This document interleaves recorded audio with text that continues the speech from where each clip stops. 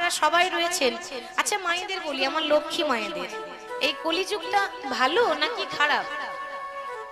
ভালো না, না?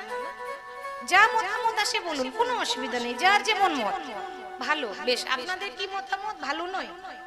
যা বলবেন নিজের মত, কিন্তু এখানে সবার মত নয়, নিজে নিজের মত জানাবেন। কলিযুগ ভালো না খারাপ বাবা? ভালো, ভালো। অনেকে ভাবছে কি করে ভালো বলছো মা, এত অন্যায় হচ্ছে, এত অত্যাচার হচ্ছে, এরপরও ভালো বলছো, কি করে বলছো? হরি বল। কলিযুগের একটা নয়, দুটো নয়, হাজার হাজার দোষ আছে, দোষে ভরা, কিন্তু একটা মহৎ গুণ আছে, সেটা হচ্ছে মধুমাখা হরিনাম, যেটা সহজে হরি বল বললেই ভগবানের কৃপা পাওয়া যায়। এইটাই গুণ, আর গুণ নেই। কলিযুগের গুণ খুঁজে পাবেন না, হরিনাম ছাড়া কোনো গুণ নেই। তা কলিযুগের দোষ কি? অনেক অনেক দোষ আছে।